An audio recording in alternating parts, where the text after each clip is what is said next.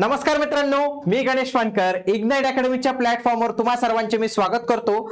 तर बॉम्बे हायकोर्टामध्ये लवकरच 2000 पेक्षा जास्त पदांसाठी भरती येणार आहे मित्रांनो। कर्मचारी आणि अधिकाऱ्यांची इथं भरती जी आहे तर ती केली जाणार आहे। याच्याविषयीची संपूर्ण माहिती आपण आजच्या या व्हिडिओमध्ये जाणून घेणार आहोत, म्हणून तुम्ही हा व्हिडिओ जो आहे तर तो शेवटपर्यंत पूर्ण बघितला पाहिजे। बघा, बॉम्बे हायकोर्ट भरती 2025 सरकारी नोकरीची सुवर्ण संधी। मुंबई उच्च न्यायालयात 2228 होणार कर्मचाऱ्यांची मेगा भरती। तर महाराष्ट्र टाइम्स 3 ऑक्टोबर रोजी आलेली ही महत्त्वपूर्ण बातमी जी आहे तर ते आपण म्हणू शकतो।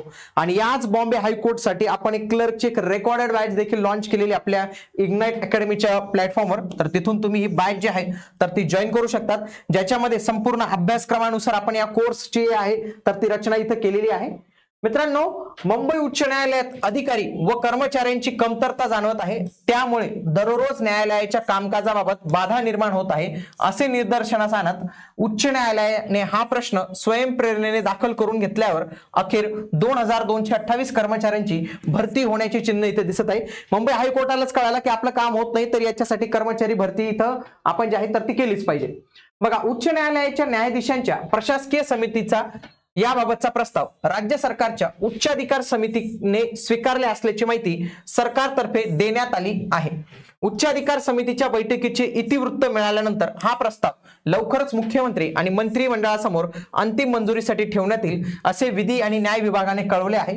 अशी माहिती सरकारी वकील ज्योती चव्हाण यांनी नुकतीच जे आहे तर ते खंडपीठासमोर जे आहे तर ती दिलेली, म्हणजे हायकोर्टाने मान्यता दिलेली आहे, सरकारच्या उच्च समितीने मान्यता दिलेली आहे। आता याच्यानंतर मुख्यमंत्री म्हणजे मंत्रिमंडळासमोर जे आहे तर ते ठेवण्यात येईल। मंत्रिमंडळाची मंजुरी मिळाल्यानंतर, खर्चाची वित्त विभागाकडून मंजुरी मिळाल्यानंतर याच्याबाबतची लगेच जे आहे तर ते प्रस्ताव जे आहेत तर ते आपल्याला पाहायला मिळेल। बघा, आमच्यापैकी काही न्यायाधीशांना रोजच्या सुनावणीच्या वेळी काही याचिकांच्या स्कॅन केलेल्या याचिका उपलब्ध होत नाही। 50 प्रकरणं असतील तर त्यातील केवळ 10च प्रकरणं आम्हाला कागदपत्र योग्य पद्धतीने स्कॅन होऊन आलेली असतात असे खंडपीठाने पूर्वी सरकारच्या निदर्शनास आणले होते।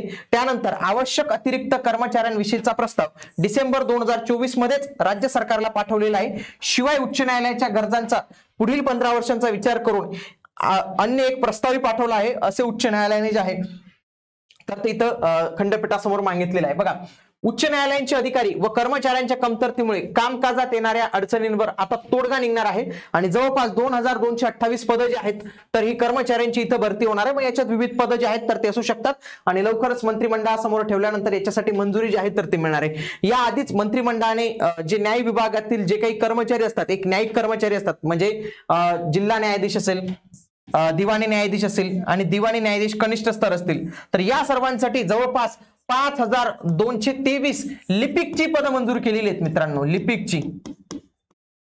लिपिकची पदं ऑलरेडी सरकारने मंजूर करून दिलेली आहेत। त्याच्या व्यतिरिक्त वेगळी पदं असण्याची जी आहे तर ती दाट शक्यता आहे। 5223 ही पदं ऑलरेडी यांनी मंजूर केलेली आहेत, म्हणजे याच्यासाठी भविष्यात जाहिरात जी आहे तर ती आपल्याला इथं बघायला मिळणार आहे। मागच्या वेळी बॉम्बे हायकोर्टमध्ये क्लर्क साठी 129 जागा आल्या आहेत, त्याच्यासाठी वेतन श्रेणी किती होती मित्रांनो? S10। जनरली S6 असते लिपिकची, पण इथं S10 आहे। 29,200 ते 92,300 हे आपल्याला एवढं वेतन जे आहे तर ते पाहायला मिळतं।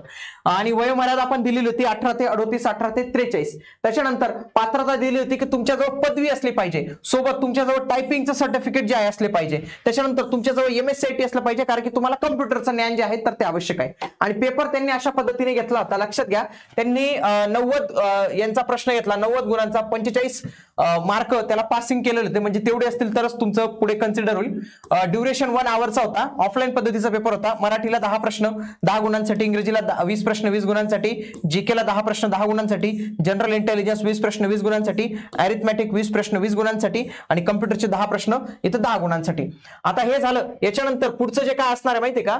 20 गुणांची काय होती तुमची टायपिंग टेस्ट जी आहे तर ती इथं घेतली जाणार आहे। टायपिंग पॅसेज कंटेनिंग 400 वर्ड्स हा तुमचा पॅसेज असेल आणि शेवटी तुमची काय असणार आहे 40 मार्काचा इंटरव्ह्यू आहे तर तो घेतला गेलेला होता क्लर्कच्या बाबतचा।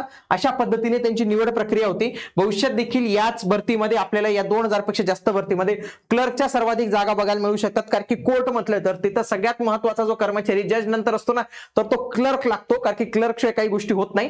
तर आगामी काळात या क्लर्कच्या मोठ्या प्रमाणावर संधी येणार आहे। त्यासोबतच जे काही 5000 प्लस जे काही लिपिकच्या जाहिराती येणार आहेत त्या पण आगामी काळात येणार आहेत. म्हणजे आणि कोर्टाच्या या जाहिराती असतात ना मित्रांनो, या काही एमपीएससी थ्रू मार्फत भरल्या जात नाही, याच्यासाठी कोर्ट स्वतःच भरती काढत असतं. म्हणून याच्यासाठी आपण स्पेशली जी कोर्ट टाईप जी असते ना कोर्स, तर तोच कोर्स आपण इथं हा लॉन्च केलेला आहे. हा तुम्ही इग्नाइट अकॅडमीच्या प्लॅटफॉर्मवरून जो आहे तर तो जॉईन करू शकता. त्यासोबतच धर्मादाय आयुक्ताची एक चांगली जाहिरात आलेली आहे, त्याच्या संबंधीचं बुद्धिमापनची सिरीज किरण सरांनी सुरू केलेली आहे. चालू घडामोडीची डेली अनमोल वाणी सिरीज असते जी अमोल सर घेत असतात सकाळी 8 वाजता. त्यासोबतच तुमच्या परिवार ओळखीमध्ये जर कोणी एसटी असेल किंवा तुम्ही एसटी प्रवर्गातून येत असाल तर पोलीस भरतीचं एक जे आहे स्कॉलरशिपचे फॉर्म सुटलेले ते तुम्ही अवश्य भरू शकतात. आणि त्यासोबतच आगामी तलाठी भरतीसाठी आपण हे 5700 प्रश्नांचं पुस्तकही जे आहे तर ते लॉन्च केलेले, तर तेही तुम्ही परचेस करून अभ्यास करू शकतात. कुठल्याही कोर्सवर डिस्काउंट पाहिजे असेल तर GM10 हा कोड यूज करा, फ्लॅट 10% ऑफ तुम्हाला मिळून जाणार आहे. भेटूया आता पुढील व्हिडिओमध्ये. तोपर्यंत जय हिंद, जय महाराष्ट्र, धन्यवाद.